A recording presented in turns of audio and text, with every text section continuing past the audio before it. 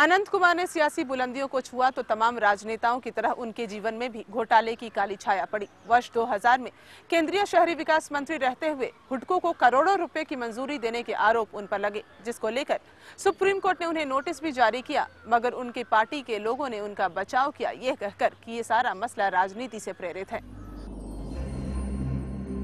अनंत कुमार जब एनडीए सरकार में शहरी विकास मंत्री थे तो उन पर आरोप लगा कि उन्होंने हुडको को करीब 14,500 करोड़ रुपए की मंजूरी मनमाने ढंग से कर दी। इसमें करीब 150 करोड़ रुपए की हेराफेरी बताई गई। इस मामले में सुप्रीम कोर्ट ने अनंत कुमार को नोटिस जारी किया तो वहीं विपक्ष दल कांग्रेस ने उनकी गिरफ्तारी की मांग की। अनंत कुमार घोटाले की बात से इनकार करते हैं। आपके ऊपर कुछ आरोप भी हैं। You are accused of writing off a sum of 550 crores. Hudco is having an independent board, and that board has taken such good decisions of default resolution, because of which Hudco has been benefited, and it's a board's independent decision. And not only that, if at all they have waived off some loans, the loans which have been taken by the various state governments for BPL housing, below poverty line housing, I don't understand how it becomes part of any scam. सूचना तकनीकी की race को बेशक बेंगलोर ने रफ्तार दी है, जिससे इस शहर को सिलिकॉन कैपिटल ऑफ इंडिया भी कहा जाता है। ये शहर युवाओं को रोजगार के बेहतर मौके भी प्रदान करता है, मगर क्या वजह है कि कुछ आईटी कंपनियां इस शहर से बाहर का रुख करने लगी हैं। इससे सरकारी नीतियों की भूमिका अहम हो जाती है। देश की 250 से ज्यादा आईटी कंपनियों के कारोबार का केंद्र बेंगलोर है और कई उद्यमी अपने उद्योग यहां लगाने को उत्सुक हैं। एक दशक के भीतर बेंगलोर में कई प्रकार के technological park, software technology park और एक इलेक्ट्रॉनिक सिटी की स्थापना हुई, जहां 100 से भी ज्यादा अग्रणी कंपनियों के ऑफिस हैं। मगर तस्वीर का दूसरा रुख ये है कि बेंगलोर में बसी आईटी कंपनियां कई कारणों से प्रभावित हो रही हैं, जिन्हें रोकने के लिए सरकारी योजनाओं का परवान चढ़ना जरूरी है। यहाँ पे इन्वेस्टमेंट नहीं दे रहा है। एक्चुअली बायोटेक कंपनीज को जो पिछले सरकार था, एसएम कृष्ण का सरकार था, उसमें ज़्यादा इन्वेस्टमेंट मिला। अभी हम चाह रहे हैं कि बायोटेक कंपनीज ज़्यादा आए तो अगर यहाँ पे इंडस्ट्रीज डेवलपमेंट हो तो एम्प्लॉयमेंट को अच्छा होगा। बेंगलोर का जो अर्बन इंफ्रास्ट्रक्चर कंडीशन है वो बुरी हालत में है, क्योंकि आईटी कंपनीज जो है अब वो बेंगलोर को उतना पसंद ना करके उसके बाहरी क्षेत्रों को ज़्यादा पसंद करें। बेंगलोर को बचाने के लिए हमने हुडको से 1,000 करोड़ का credit line Bengaluru city corporation को दिया, और उसके कारण वहाँ जो अंडरपासेस बने हुए हैं, फ्लाईओवर्स बने हुए हैं, पेवमेंट्स उन्होंने रिकंस्ट्रक्ट किया है और सड़कें बिछाए हैं और वाइड किए हैं, ये सब उसके कारण ही हुआ है। लेकिन बेंगलुरु के लिए एक मास रैपिड ट्रांसपोर्ट सिस्टम चाहिए ना, एक मेट्रो चाहिए, और बेंगलुरु के लिए एक अंतर्राष्ट्रीय विमानतल चाहिए। ये दोनों पाइपलाइन में हैं। भाजपा ने चुनाव में बेंगलोर को और ज्यादा विकसित बनाने के लिए 3 बड़े मुद्दों को भुनाया था। इन वादों को मूर्त रूप लेने में अभी समय है, लेकिन अनंत कुमार इन महत्वाकांक्षी योजनाओं के पूरा होने को लेकर मुतमईन हैं।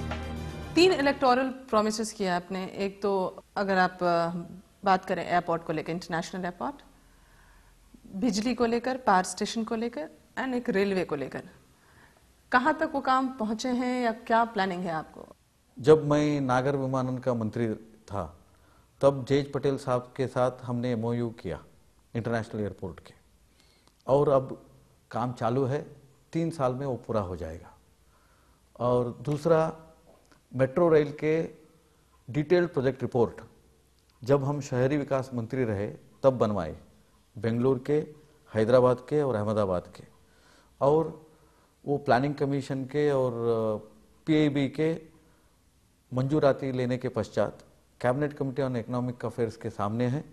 मैं उम्मीद रखता हूँ जल्दी से जल्दी हमको मंजूरी मिलेगी और हम काम शुरू करेंगे। उन्होंने अंतर्राष्ट्रीय एयरपोर्ट और मेट्रो के लिए कुछ भी नहीं किया। जहां तक मेरी जानकारी है, उन्होंने कुछ भी नहीं किया। आईटी और दूसरी व्यावसायिक गतिविधियों का केंद्र बनने के साथ ही बेंगलोर में बेतरतीब यातायात एक विकराल रूप में सामने आया। शहर की सबसे व्यस्त सड़कें एमजी रोड और ब्रिगेड रोड का जाम से नाता गहराता जा रहा है। ट्रैफिक से तो बहुत प्रॉब्लम होता है, सब परमानेंट इश्यू कर करके नया गाड़ी आके ओवर ट्रैफिक हो गया है, अभी गाड़ी चलाने तकलीफ हो गया है। मेन पॉइंट तो रोड सही नहीं है बेंगलुरु का, कोई किसी भी रास्ते से जाओ, कोई सा भी रोड सही नहीं है बेंगलुरु का। ट्रैफिक एक बढ़ती समस्या है वहाँ पर बैंगलोर में। ट्रैफिक के लिए और इंफ्रास्ट्रक्चर के लिए, ये सारे चीज़ों को हल करने के लिए आपको मेट्रो चाहिए। इसलिए मेट्रो का डिटेल्ड प्रोजेक्ट रिपोर्ट हो चुका है और हर स्तर पर वो पारित हो चुका है। अभी केंद्र सरकार के cabinet committee on economic affairs के सामने विचाराधीन है। इन तमाम योजनाओं में कृष्णा नदी परियोजना को लेकर भी अनंत कुमार चिंता जाहिर करते हैं। उनका मानना है कि भाजपा ने तो प्रयास किए, लेकिन कांग्रेस ने इस मामले में सहयोग नहीं किया। कृष्णा रिवर बेसिन की जो समस्या थी, वेंकैया नायडू जी सरकार में थे और वाजपेयी जी की सरकार थी केंद्र में, तब भी वो समस्या क्यों नहीं सुलझ पाई, दोनों जब बीजेपी की सरकार थी तो? कृष्णा बेसिन के प्रोजेक्ट्स में बहुत बड़ा प्रोजेक्ट है आलमट्टी डैम। आलमट्टी डैम का जो ऊंचाई है ना, ये 510 मीटर में रुक गया था पिछले सरकारों में। जब अटल जी का सरकार आया तो अटल जी के कार्यकाल में 119 मीटर का ऊंचाई, उसका परमिशन केंद्र सरकार ने दे दिया। इसलिए कर्नाटक का जो पानी का शेयर था वो कर्नाटक को मिल गया।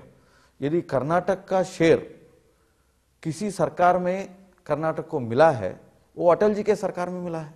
उससे पहले जब कांग्रेस सरकारें थे तब तो ये परमिशन ही नहीं मिला था। बहरहाल अनंत कुमार मौजूदा सरकार में इन योजनाओं को पूरा कर पाने में भाजपा को सक्षम मानते हैं। प्रदेश के विकास में इन कार्यों से आशाएं तो जगी हैं, लेकिन इन सुनहरे ख्वाबों का सच होना बाकी है।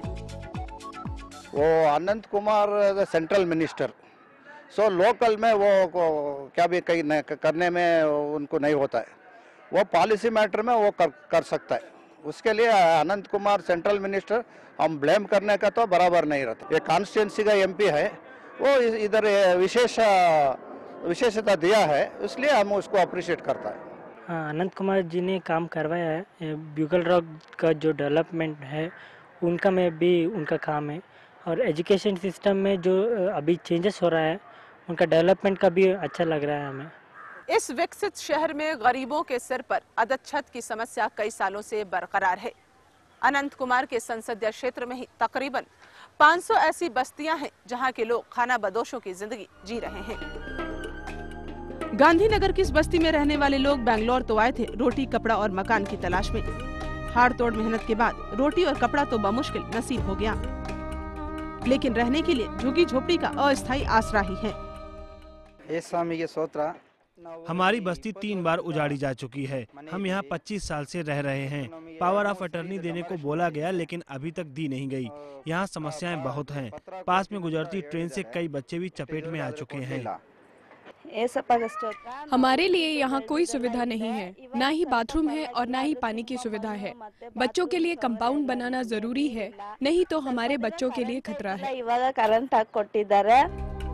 अक्सर इनके आशियाने कार्रवाई के निशाने पर होते हैं। आप शहरी विकास मंत्री रहे हैं, करीब 500 के करीब स्लम्स हैं।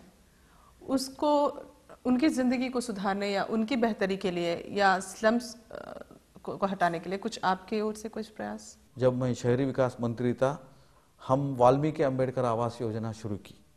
यानी 40,000 रुपए में, 60,000 रुपए में, 80,000 रुपए में हर गरीब परिवार को एक मकान देने का।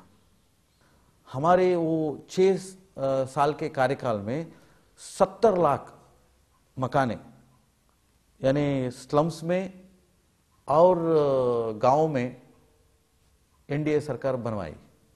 शहरी विकास मंत्री के रूप में वो कुछ और फंड और योजनाओं का इस्तेमाल कर्नाटक और बेंगलोर के लिए कर सकते थे, जहां से वो चुने जाते हैं, लेकिन ऐसा करने में वो नाकाम रहे। अनंत कुमार ने इन लोगों को आशियाना मयस्सर कराने की कोशिशें तो की, लेकिन इन्हें अब भी बुनियादी प्रयासों का इंतजार है। अनंत कुमार हाईटेक राजनेता माने जाते हैं, मगर उनका जमीन से जुड़ाव भी कम नहीं है। उनकी सरपरस्ती में हजारों बच्चे बुन रहे हैं स्वर्णिम भविष्य के सपने। और कैसे सियासी द्वंद मचा हुआ है यूपीए और एनडीए के बीच, महत्वाकांक्षी योजनाओं को लेकर हम जानेंगे एक छोटे से ब्रेक के बाद।